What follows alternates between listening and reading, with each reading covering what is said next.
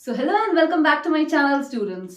आज मैं करने वाली हूँ एक क्विक रिवीजन, जैसा कि मैंने आप लोगों को प्रॉमिस किया था पिछले वीडियोस में। हाँ, मुझे पता है मैं थोड़ी लेट हो गई हूँ वीडियो डालने में, मेरी तबीयत ठीक नहीं थी।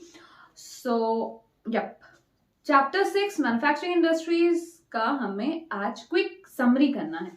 सो क्विक समरी में सबसे पहला हमारा टॉपिक क्या है? Importance of manufacturing industries. Importance of manufacturing industries में हम लोगों ने क्या देखा था, किस तरीके से इंडस्ट्रीज हमारे लिए इंपॉर्टेंट है, बिकॉज ये हमारा अनएम्प्लॉयमेंट हटाती है। एम्प्लॉयमेंट जनरेशन इसका बहुत ज्यादा होता है मैन्युफैक्चरिंग इंडस्ट्रीज का। एट द सेम टाइम ये हमारे एग्रीकल्चर से क्या करती है, एग्रीकल्चर से वो जो लाइक डिपेंडेंसी होता है ना हम लोगों का, डिपेंडेंसी की एग्रीकल्चर में पूरी तरीके से हम एग्रीकल्चर पे ही डिपेंडेंट है, वो हमारी डिपेंडेंसी को हटा देती है।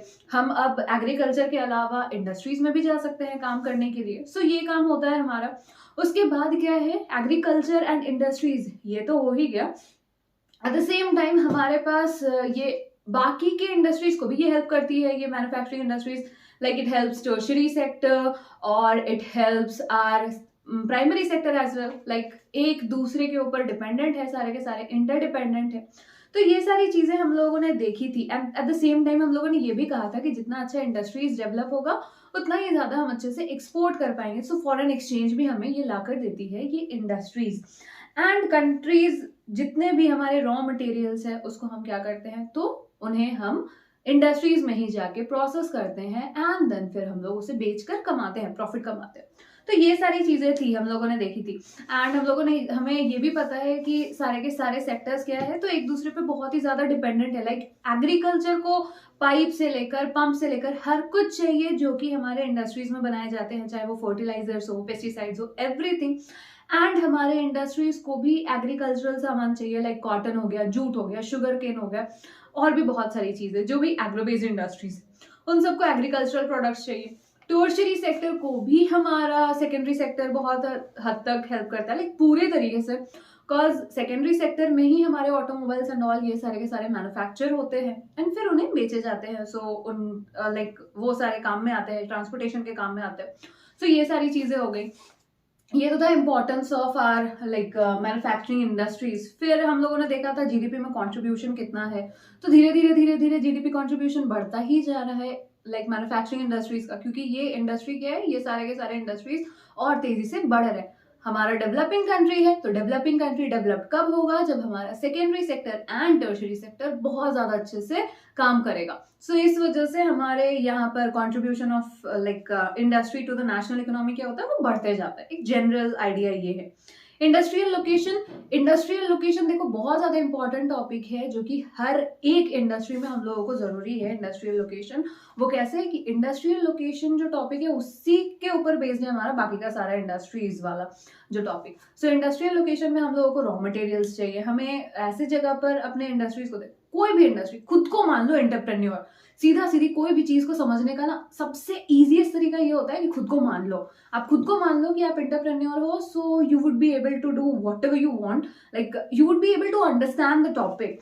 सो हमने मान लिया, लाइक मैंने मान लिया कि मैं एक एंटरप्रेन्योर हूँ और मुझे एक इंडस्ट्री को शुरू करना है। So how will I, what will I do? सबसे पहले तो मैं ये सोचूंगी, लाइक एक पेन पेपर में ही सारा का सारा प्लान बनाऊंगी कि कहाँ पर से रॉ मटेरियल्स उठाने हैं मुझे। उससे पहले तो जमीन कहाँ पर खरीदनी है, इंडस्ट्रीज कहाँ पर लगाने। सो इंडस्ट्रीज वहीं पर लगाऊंगी जहां पर रॉ मटेरियल मिल जाए, जहां पर मैं भेज सकूं, लाइक मार्केट तक, मार्केट फैसिलिटी नजदीक हो, ट्रांसपोर्टेशन फैसिलिटी सही हो, and at the same time effective cost कम होना चाहिए। लेकिन अगर हर कुछ है पर फिर भी लेबर नहीं है, तो so labour is an another important factor. Labour भी बहुत ज्यादा जरूरी है, तो हम लोगों को लेबर भी चाहिए। सो लेबर हो गया, लैंड हो गया हमारा, फिर रॉ मटेरियल्स हो गए, इंडस्ट्रियल लोकेशन के लिए ये सारी चीजें बहुत ज्यादा जरूरी है। मार्केट लिंकेज, ट्रांसपोर्टेशन, ये सारी चीजें तो सबसे ज्यादा जरूरी है हमारे इंडस्ट्रियल लोकेशन के लिए। फिर अगर हम बात करें एग्लोमरेशन इकोनॉमी की, जो है हमारा third topic, agglomeration economy.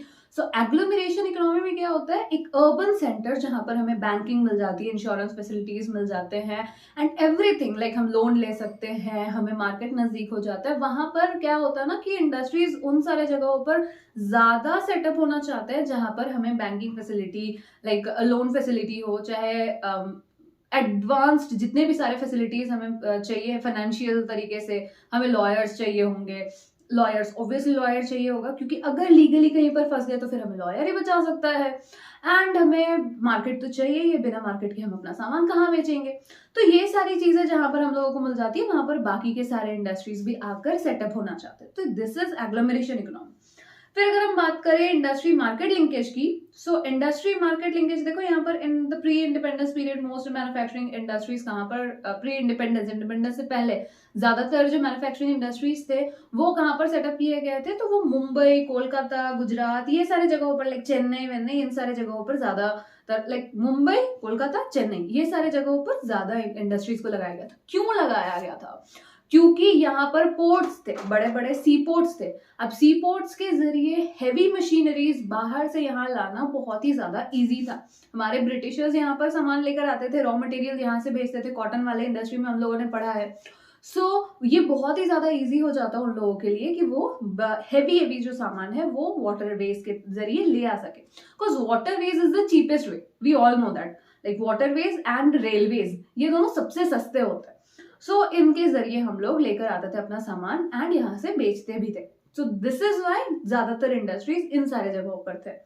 So industry market linkage, industry market linkage में क्या है, हमारा इनपुट, लाइक सबसे पहले तो रॉ मटेरियल्स हमें चाहिए, फिर जितने भी सारे फैक्टर्स ऑफ प्रोडक्शन थे, जैसे रॉ मटेरियल्स के अलावा हमारा लैंड, लेबर, कैपिटल, जितना भी सारा था वो सारे को हम मार्केट ले आते हैं, ट्रांसपोर्ट करते हैं, ट्रांसपोर्ट करके हम फैक्ट्रीज में ले आते हैं, फैक्ट्रीज में फिर उसे प्रोसेस किया जाता है, वो जो भी प्रोडक्शन किया जा रहा है जिस भी प्रोडक्ट का, तो वो प्रोडक्शन करने के बाद फिर हम उसे ट्रांसपोर्ट करते हैं एंड मार्केट तक ले जाते हैं। बट इन सबको लिंक कौन करता है? इन सबको लिंक करता है हमारा capital. Capital is the most important thing, बिना पैसों के हम कुछ नहीं कर सकते। तो चाहे हमें रॉ मटेरियल्स खरीदना है, चाहे हमें लेबर्स को पैसे देना है, चाहे हमें ट्रांसपोर्ट करना है, चाहे प्रोडक्शन करना है, हर एक चीज के लिए हमें कैपिटल की जरूरत है। Capital is the most important thing. फिर आते हैं की टू डिसाइड ऑब्वियसली की to decision of location of factory, ये बहुत ही इंपॉर्टेंट है, 1 मार्क्स। ये होता है हमारा लीस्ट कॉस्ट, जितना सस्ता में काम हो जाए उतना सही है। फिर ideal location of an industry, ये तो हम लोगों ने पढ़ा ही था कि क्या क्या है, जहां पर रॉ मटेरियल हम लोगों को सस्ते में मिल जाए, जहां पर हम लोगों का डिस्ट्रीब्यूशन ऑफ प्रोडक्शन सस्ते में हो जाए, उस जगह पर हम डिसाइड कर सकते हैं फैक्ट्री लगाने के लिए। और उसके साथ साथ कॉस्ट ऑफ प्रोडक्शन, जहां पर भी हम लोगों ने फैक्ट्री को सेटअप किया है वहां पर कॉस्ट ऑफ प्रोडक्शन कम होना चाहिए। फिर आते हैं, अगर हम बात करें क्लासिफिकेशन ऑफ इंडस्ट्रीज की, तो क्लासिफिकेशन ऑफ इंडस्ट्रीज में हम लोगों ने देखा था on the basis of raw material. देखो इस तरीके से समझो कि क्या क्या चीजें जरूरी हैं हमारे इंडस्ट्रीज के लिए, तो उसमें हम लोगों को क्लासिफिकेशन करना बहुत इजी हो जाएगा। लाइक रॉ मटेरियल के हिसाब से हम लोगों ने क्लासिफाई किया, तो हम लोगों ने क्या किया, एग्रो बेस्ड बना दिया एंड मिनरल बेस्ड बना दिया। यही 2 चीज है रॉ मटेरियल में यूज करने के लिए। दूसरा क्या चीज था हम लोगों का, देयर मेन रोल, क्या काम करते हैं। बेसिक इंडस्ट्री है, कंज्यूमर इंडस्ट्री है। बेसिक इंडस्ट्रीज जो बाकी के दूसरे इंडस्ट्रीज उनके प्रोडक्ट्स खरीदते हैं फिर दोबारा से काम करते हैं। कंज्यूमर इंडस्ट्रीज जो डायरेक्ट कंज्यूमर तक प्रोडक्ट भेजते हैं, जैसे टूथपेस्ट हो गया, बिस्किट हो गया, ये सारे के सारा क्या दोबारा प्रोसेस नहीं किया जाता, वो डायरेक्ट कंज्यूमर के लिए, तो कंज्यूमर इंडस्ट्री नाम रख दिया कि कंज्यूमर तक पहुंच जाता है सीधा सीधी, तो कंज्यूमर इंडस्ट्री। बेसिक इंडस्ट्री जिनके प्रोडक्ट्स को दूसरे इंडस्ट्री फिर उसको प्रोसेस करते हैं फिर बनाते हैं, वो सारे हो जाएंगे हमारे बेसिक इंडस्ट्री। कैपिटल इन्वेस्टमेंट, हमें पता है कि जितना भी अगर कम कैपिटल इन्वेस्टमेंट हुआ तो स्मॉल स्केल इंडस्ट्री, ज्यादा कैपिटल इन्वेस्टमेंट हुआ तो large scale industry. Ownership, like कोई ना कोई तो ओन करता होगा ना, सो कौन ओन करता है? अगर कोई इंडिविजुअल ओन करता है या ग्रुप ऑफ इंडिविजुअल ओन करते हैं तो वो हो जाएगा हमारा individual, like private sector industries. Public हो जाएगा, गवर्नमेंट अगर ओन करती है तो पब्लिक सेक्टर इंडस्ट्री। कोऑपरेटिव या फिर जॉइंट सेक्टर इंडस्ट्रीज की अगर हम बात करें तो प्राइवेट एंड पब्लिक दोनों, लाइक गवर्नमेंट एंड प्राइवेट के पास भी कुछ शेयर्स है, इस तरीके से, तो वो जॉइंट सेक्टर इंडस्ट्रीज।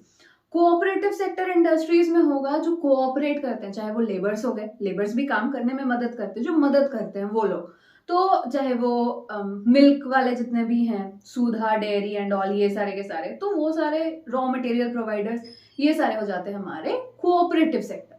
फिर वेट के हिसाब से भी इन लोगों ने कर दिया, बल्क मतलब बहुत सारा, या हैवी एंड बल्की वाला, और लाइट वेट इंडस्ट्री। तो हैवी एंड बल्की हो जाएगा हमारा मिनरल सारा इंडस्ट्रीज, जितना भी लाइक रॉ मटेरियल हो गया, चाहे हम लोगों का प्रोडक्शन हो रहा है रॉ मटेरियल एंड जितना भी हम बाहर भी बेच रहे हैं, वो सारा का सारा तो बल्की एंड हैवी होता है। सो वो हो गया हमारा बल्की एंड हैवी इंडस्ट्रीज में आ गया हमारा आयरन एंड स्टील इंडस्ट्रीज। और like light weight industries, electricity production, so ये हो जाएगा इलेक्ट्रिक वायर और समथिंग इलेक्ट्रिसिटी, ये सारे इलेक्ट्रिकल इंडस्ट्रीज, ये सारे हो जाएंगे हमारे लाइट इंडस्ट्रीज। फिर बात करते हैं हम एग्रो बेस्ड इंडस्ट्रीज की। यहाँ पर आ गया हमारा fifth topic, agro based industries. Agro based industries में हम लोगों ने देखा था टेक्सटाइल इंडस्ट्रीज सबसे पहले। टेक्सटाइल इंडस्ट्रीज में याद करने का मैं आप दोबारा से डिटेल्स में नहीं जाती, बस ऊपर ऊपर से समझा देती हूँ। टेक्सटाइल इंडस्ट्रीज में हम लोगों ने देखा था पहला टेक्सटाइल इंडस्ट्रीज कब लगाया गया, मुंबई में लगाया गया, कब लगाया गया, किस तरीके से हम लोग इंडस्ट्रीज, टेक्सटाइल इंडस्ट्रीज आने से पहले लाइक हैंडलूम्स का इस्तेमाल करते थे, चरखा चलाते थे एंड कपड़े बनाते थे। एंड फिर हम लोगों ने देखा आइडल लोकेशन क्या है, कि जहाँ पर अच्छा मिट्टी मिल जाए, लाइक ब्लैक सॉइल जहाँ पर होगा, कॉटन जहाँ पर से अच्छा मिल जाएगा, लेबर्स जहाँ पे अच्छे होंगे, जहाँ पर मिल जाएगा, ट्रांसपोर्टेशन फैसिलिटी जहाँ अच्छा होगा, वहां पर हम लगाते हैं। Eight the same time technology बहुत इंपॉर्टेंट है। फिर हम लोगों ने स्पिनिंग एंड वीविंग वाला भी काम देखा था, एंड ये भी देखा कि इस इंडस्ट्री ने बहुत सारा एम्प्लॉयमेंट जनरेशन किया, बहुत एम्प्लॉयमेंट जनरेटिंग इंडस्ट्री है ये, बहुत ज्यादा एम्प्लॉयमेंट जनरेट करती है, बहुत सारे लोग इसमें काम करते हैं, जो एग्रीकल्चर से रिलेटेड है वो भी, जो लोग लाइक रिफाइन कर रहे हैं वो भी, जो वीविंग का काम कर रहे हैं, जो बुनने का काम कर रहे हैं, जो धागा बनाने का काम कर रहे हैं, जो कपड़े बनाने का काम कर रहे हैं वो लोग भी, जो टेलरिंग का काम कर रहे हैं, जो कलरिंग का काम कर रहे हैं, लाइक डाइंग का काम कर रहे हैं, जो उसके अलावा जो एम्ब्रॉयडरीज के काम कर रहे हैं, वो सारे के सारे को ये क्या करती है, जॉब प्रोवाइड करती है। Eight the same time packaging वालों को भी, लाइक प्लास्टिक एंड कार्टून वालों को भी ये जॉब देती है, लाइक दूसरे इंडस्ट्रीज भी इससे बहुत ही ज्यादा, दूसरे इंडस्ट्रीज को भी फायदा होता है। So we saw this. उसके बाद हम लोगों ने देखा यहाँ पर, उसके बाद है हमारा जूट इंडस्ट्रीज। तो जूट इंडस्ट्रीज को हम लोगों ने देखा कि जूट इंडस्ट्रीज के लिए आइडल लोकेशन हुगली रिवर है, जहां से पानी इन लोगों को इजीली मिल जाता है, पानी बहुत ज्यादा जरूरी होता है हुगली के लिए। एंड हम लोगों ने देखा था लीडिंग प्रोड्यूसर कौन है, first leading and second leading producer कौन है, बांग्लादेश एंड इंडिया रिस्पेक्टिवली। फिर हम लोगों ने देखा था किस तरीके से हम जूट का प्रोडक्शन करते हैं और कैसे कैसे हम बेचते हैं, बाहर बेचते हैं। जूट क्यों धीरे धीरे पहले कम हो गया था सिंथेटिक की वजह से, प्लास्टिक्स की वजह से, फिर एनवायरमेंटल डिग्रेडेशन होने लगा तो जूट का काम शुरू हो गया, लाइक हम बैग्स बनाकर बेचने लगे एंड ऑल दीज थिंग्स। तो जूट कैसे 2005 वाला जो पॉलिसी था वो क्या था, वो सारा हम लोगों ने देखा है। उसके बाद आते हैं शुगर इंडस्ट्रीज। तो शुगर इंडस्ट्रीज में क्या है हमारा, शुगर इंडस्ट्रीज को कहाँ लगाया जाता है, शुगर इंडस्ट्रीज सीजनल है। और हम लोगों ने आइडल लाइक जगह देखे थे, उत्तर प्रदेश, मध्य प्रदेश, हरियाणा, पंजाब, आंध्र प्रदेश, ये सारे के सारे जगह थे जहां पर लगाए जाते हैं शुगर इंडस्ट्रीज को। हम लोगों ने इसके प्रॉब्लम्स को देखा कि ये जो शुगर इंडस्ट्रीज है, शुगर इंडस्ट्रीज का सबसे बड़ा प्रॉब्लम क्या है कि sugar cane transportation is the main and most like biggest problem. इसका क्यों है, कैसे है, वो इसलिए क्योंकि सक्रेस अमाउंट जो है वो कम होता जाता है, बहुत जल्दी जल्दी कम हो जाता है, लाइक टाइम के साथ सूखता जाता है, रस सूखता जाता है। सीधा सीधे समझो ना, सक्रेस वक्रस क्या करना, सीधा सीधी समझो कि रस सूखता जाता है गन्ने का धीरे धीरे टाइम के साथ। तो इस वजह से जितना कम हो जाएगा रस, उतना ही कम चीनी का प्रोडक्शन होगा, उतना ज्यादा लॉस होगा। तो ये एक प्रॉब्लम हम लोगों ने देखा था। बैगेज का यूज कोई नहीं है, ये एक प्रॉब्लम था हमारा। और फिर सीजनल है, साल भर लगते हैं इसे ग्रो करने में, ये सारा हम लोगों ने पहले ही देख लिया था। एंड स्टेट्स हर एक इंडस्ट्री के, मैं बार बार बोलती हूँ स्टेट्स याद करना बहुत ज्यादा इंपॉर्टेंट है, स्टेट्स याद करो ही करो। ऐसे करो ना कि इंडस्ट्रीज का कॉलम बनाओ, सारे के सारे एग्रो बेस्ड इंडस्ट्रीज 3 ही है। एग्रो बेस्ड इंडस्ट्रीज में textile, jute and sugar, 3 column बनाओ, टेक्सटाइल, जूट एंड शुगर। उसमें लिखो तुम्हारे जितने भी आइडल लोकेशंस क्या क्या चीजें चाहिए, फैक्टर्स ऑफ प्रोडक्शन पहला लिखो, फिर सारे के सारे चीज एक एक करके पॉइंट्स लिख लो। फिर लिखो तुम यहाँ पर प्लेसेस लिख लो, कौन कौन से स्टेट्स में होता है यहाँ पर। फिर आ गया हमारा प्रॉब्लम, कौन कौन से प्रॉब्लम्स है, या स्टेट को सबसे आखिरी में कर देना, प्रॉब्लम्स क्या क्या है, फिर कौन से सॉइल में ग्रो किया जाता है। एंड सॉइल क्या बोल रही हूँ मैं, एग्रीकल्चर वाला आ गया या तो। सो टेक्सटाइल इंडस्ट्रीज, हाँ कौन कौन से बाकी की इंडस्ट्रीज को ये हेल्प करता है। एट द सेम टाइम हम लोगों को एक और पॉइंट बनता है कि कौन सा कंट्री है जो लीडिंग प्रोड्यूसर है या फिर लाइक लीडिंग कंज्यूमर है, ये सारा भी था ना हमारे मिनरल बेस्ड इंडस्ट्रीज में। तो ऐसे ऐसे करके पॉइंट बनाओ, इजी हो जाएगा आप लोगों को याद करने के लिए। पॉइंट्स बनाकर याद करना इज द सेफेस्ट ऑप्शन, याद करने के लिए बहुत ही ज्यादा इजी पड़ जाता है हम लोगों को। सो इस तरीके से हम देखते हैं।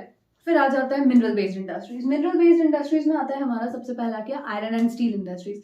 कैसे प्रोडक्शन करना है, क्या क्या चीजें इसमें हम ऐड करते हैं, उसका मैंने डिटेल वीडियो बना रखा है, तो आप देख सकते हो।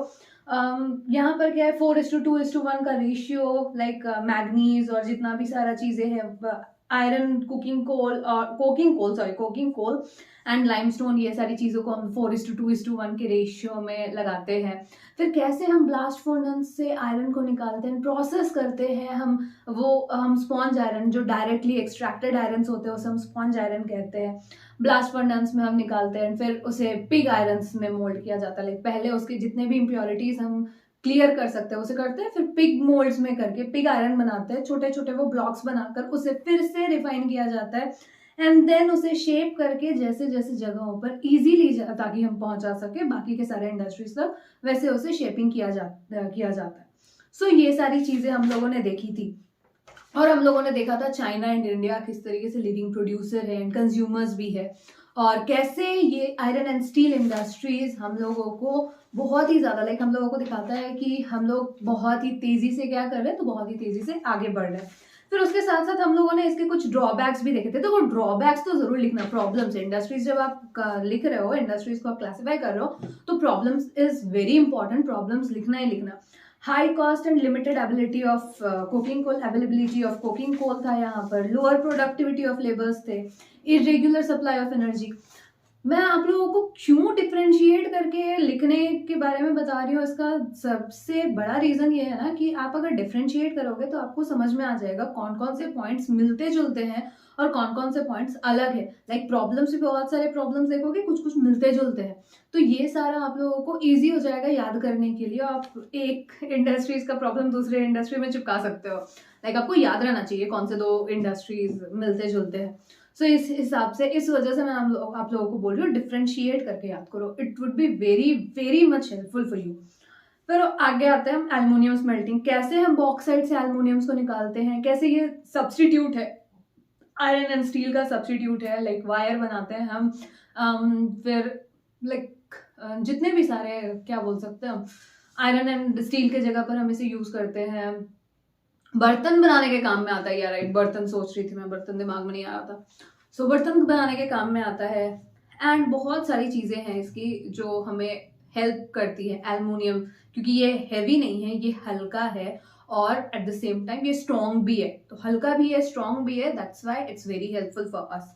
और फिर कैसे बॉक्साइट से एल्युमिनियम बनता है, फिर एल्यूमिना बनता है एंड फिर एल्युमिनियम तक हम बनाते हैं, और कैसे इलेक्ट्रिसिटी की जरूरत होती है, यहाँ पर इलेक्ट्रिसिटी की बहुत ज्यादा जरूरत होती है, तो ये इलेक्ट्रिसिटी वाला एक पॉइंट, फिर बॉक्साइट कैसा दिखता है वो एक पॉइंट, ये सारे के सारी चीजों को हम लोगों को एल्युमिनियम इंडस्ट्रीज में देखना है। केमिकल इंडस्ट्रीज में हम लोगों ने देखा था organic and inorganic chemical industries होते हैं। इनऑर्गेनिक में क्या होता है, ऑर्गेनिक में क्या होता है, वो केमिकल्स, कौन कौन से केमिकल से क्या क्या चीजें बनती है, soap and dye, rubber, paper, ये सारी चीजें जो है हम लोगों ने देखी थी केमिकल इंडस्ट्रीज में। फिर फर्टिलाइजर इंडस्ट्रीज में हम लोगों ने देखा था ये डीएपी, नाइट्रोजन, फॉस्फेट, पोटैश, ये सारी चीजें जो हैं, इन सारी चीजों से फर्टिलाइजर्स बनाए जाते हैं। ग्रीन रिवोल्यूशन के टाइम पे बहुत ज्यादा अच्छे से ये फ्लोरिश हुआ था फर्टिलाइजर इंडस्ट्रीज, एंड क्योंकि हमारे यहाँ पर पोटैश नहीं है, पाया नहीं जाता, कमर्शियली यूजेबल पोटैश हमारे इंडिया में प्रोडक्शन नहीं की जाती है, सो इस वजह से हमें इंपोर्ट करना पड़ता है, लाइक बाहर से हमें मंगवाना पड़ता है। सो ये सारी चीजें हमने देखी थी इन लाइक फर्टिलाइजर इंडस्ट्रीज में। And at the same time हम लोगों को पता है फर्टिलाइजर इंडस्ट्रीज किस तरीके से काम करता है, बिकॉज एग्रीकल्चर में बहुत ही ज्यादा हेल्प करता है। ग्रीन रेवोल्यूशन के बाद फर्टिलाइजर भी बहुत तेजी से बढ़ा था, ग्रीन रेवोल्यूशन हम लोगों ने किया हुआ है टॉपिक। फिर आते हैं हम सीमेंट इंडस्ट्रीज, जिस तरीके से आयरन एंड स्टील इंडस्ट्रीज बहुत ज्यादा जरूरी है कंस्ट्रक्शन एक्टिविटीज के लिए, वैसे ही हमारा सीमेंट इंडस्ट्रीज भी बहुत ज्यादा जरूरी है कंस्ट्रक्शन एक्टिविटीज के लिए। सो सीमेंट इंडस्ट्रीज कौन है, किस तरीके से, क्या क्या यूजेस है, सीमेंट क्या है, किस जगह पे यूज करते हैं हम, घर बनाने के लिए, फैक्ट्रीज बनाने के लिए, बिल्डिंग्स, ब्रिजेस एंड ऑल, ये सारी चीजें बनाने के लिए यूज करते हैं। Heavy and bulky raw material होता है ये भी मिनरल बेस्ड इंडस्ट्रीज में मिनरल ही सारे यूज होते हैं यहाँ पर भी। और फिर केमिकल इंडस्ट्रीज, फर्टिलाइजर इंडस्ट्रीज, ये सारे भी हम मिनरल बेस्ड इंडस्ट्रीज के अंडर ही रखते हैं, यहाँ पर भी मिनरल्स ही यूज किए जाते हैं, ऑर्गेनिक, इनऑर्गेनिक एंड ऑल, ये सारे के सारे जितने भी चीजें हैं वो सारे में हम लोग मिनरल्स ही यूज करते हैं, दैट्स वाई हम लोगों ने इसे मिनरल बेस्ड के कैटेगरी के अंडर में रखा है।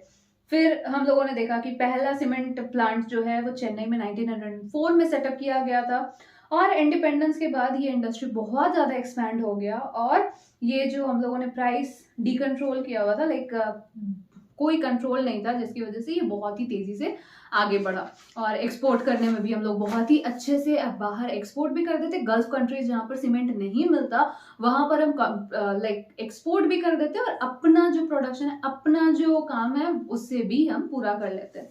So these were the things. Automobile industries, हम जानते हैं ऑटोमोबाइल इंडस्ट्रीज क्या होता है, व्हीकल्स, जहाँ पर हम व्हीकल्स बनाते हैं, चाहे वो हो गया हमारा car, bike, buses, what ever it is, जितना भी सारा व्हीकल्स हमें दिखता है वो सारे के सारे व्हीकल्स को हम क्या बोलते हैं, तो ऑटोमोबाइल इंडस्ट्रीज वैसे जगहों पर बनता है। Automobile industries mineral based industries में क्यों आता है, क्योंकि हमें आयरन एंड स्टील, एल्युमिनियम, ये सारी चीजों की जरूरत पड़ती है क्या बनाने के लिए, ये व्हीकल्स बनाने के लिए। सो इस वजह से ऑटोमोबाइल इंडस्ट्रीज बहुत ही तेजी से इंडिपेंडेंस के बाद बहुत ही तेजी से बढ़ा। 15 सालों में ये ऑटोमोबाइल इंडस्ट्रीज, अब हम कितने सारे वेरिएंट्स देख सकते हैं अलग अलग विदेशों से भी, विदेश के ब्रांड भी हमारे यहाँ पर है, गाड़ियां हम बेचते हैं यहाँ पर। सो कितने सारे वेरिएंट्स हैं यहाँ पर, हमें कितने सारे चॉइसेस है हमारे पास ऑटोमोबाइल इंडस्ट्रीज में। फिर हम लोगों ने देखा था दिल्ली, गुड़गांव, मुंबई, पुणे, चेन्नई, कोलकाता, ये सारी जो जगह है वहां पर ये ऑटोमोबाइल इंडस्ट्रीज को सेटअप किया गया है। फिर information technology and electronic industries, IT and electronic industries किस तरीके से काम करता है, टेलीफोन, कंप्यूटर, जितने भी सारे एक्सचेंज, रडार्स, टीवी, टेलीविजन, जितना भी सब कुछ है वो सारा आता है हमारा कहाँ, इंफॉर्मेशन टेक्नोलॉजी। सीधा सीधी ना, इंफॉर्मेशन का मतलब क्या होता है, जो हमें इंफॉर्मेशन प्रोवाइड करे उसे हम इंफॉर्मेशन कहते हैं। सो इंफॉर्मेशन टेक्नोलॉजी, जिससे हमें इंफॉर्मेशन मिलती है। Electronic industries, obviously electronic industries में आ जाता है हमारा लाइक टीवी और फिर कंप्यूटर, मोबाइल फोन्स, ये सारा का सारा आईटी सेक्टर्स। तो आईटी सेक्टर, आईटी हब हम लोगों ने बात की थी कहाँ पर है, बैंगलोर में है। उसके अलावा जो सबसे ज्यादा ये सॉफ्टवेयर एंड हार्डवेयर का काम कहाँ पर होता है, तो होता है इंदौर में, हैदराबाद में, ये सारी जगहों की बातें की थी हम लोगों ने। फिर हम लोगों ने ये भी देखा था इस टॉपिक में कि 30% जो है वो औरतें हैं जो यहाँ पर काम करती हैं, which made us feel proud कि 30% औरतें यहाँ पर काम करती हैं। एंड इंग्लिश स्पीकिंग यूथ जो है हमारा, बीपीओ से जो रिलेट करता था ये जो टॉपिक, बीपीओ वाला। सो इंग्लिश स्पीकिंग यूथ हमारे इंडिया में बहुत सारे हैं।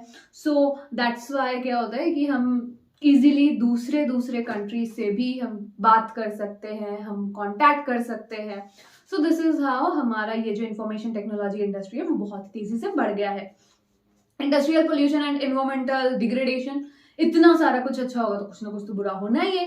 तो industrial pollution and environmental degradation में हम लोगों ने देखा कि किस तरीके से Airways, like air noise, air pollution होता है, नॉइज पोल्यूशन होती है, वाटर पोल्यूशन, थर्मल पोल्यूशन, ये सारा का सारा था।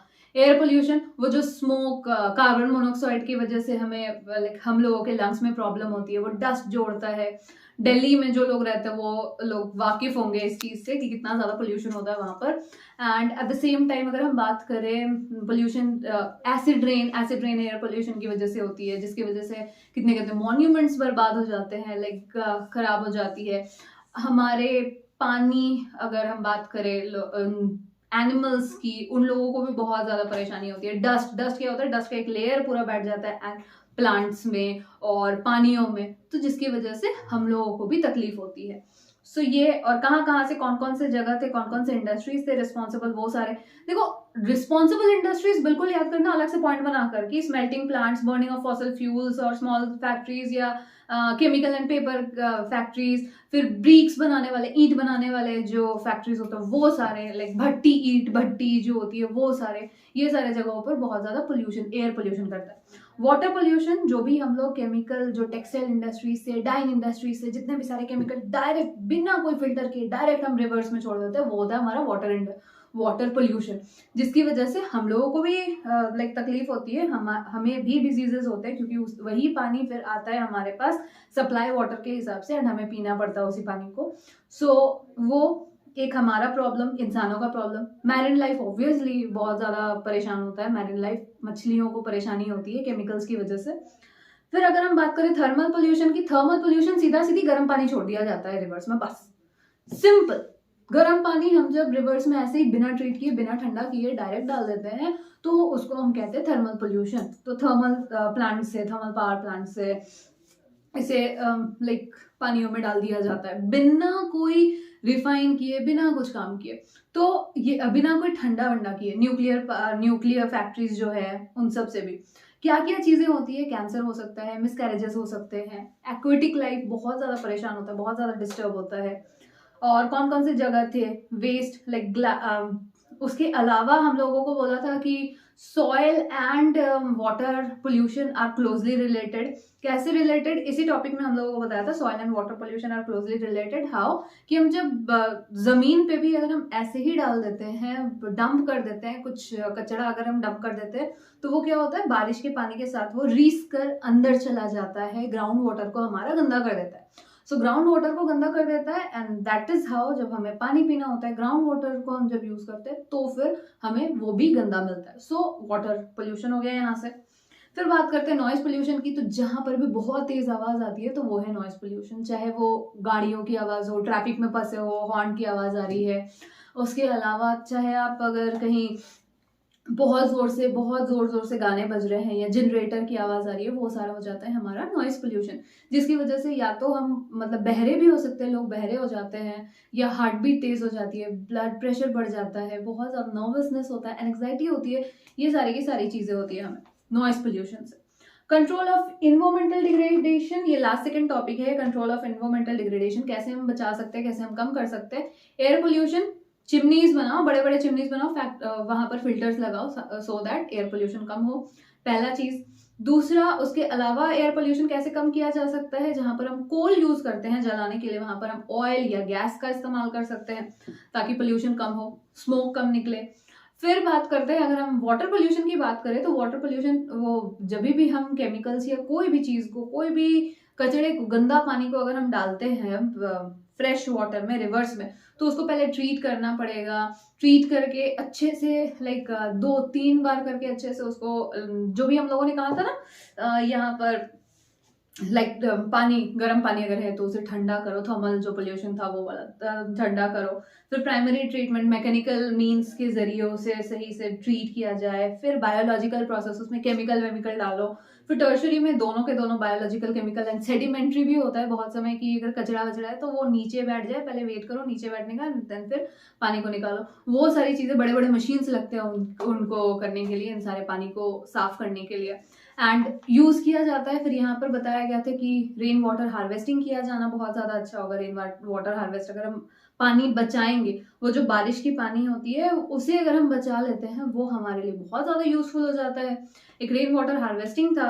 उसके साथ साथ हम लोगों को बताया गया था क्या, कि हम पानी को रिसाइकल और रीयूज कर सकते हैं, बार बार रीयूज किया जा सकता है पानी को। तो इस तरीके से हम काम कर सकते हैं। तो secondary treatment bye biological process, ये सारा तो हो ही गया। अब जहां पर बहुत ज्यादा ग्राउंड वाटर को निकाला जा रहा है, जैसे पंजाब एंड हरियाणा में बहुत ज्यादा ग्राउंड वाटर लेवल कम हो गया, ये इंडस्ट्रीज जहां पर थ्रेट में है ग्राउंड वाटर हमारा, लेकिन फिर भी बहुत ज्यादा वो लोग निकाल रहे हैं, तो उसको हम लोगों को चेक करना पड़ेगा कि वो कम हो जाए, उसे मतलब जितना भी है उसे रिप्लेनिश होने का टाइम दिया जाए।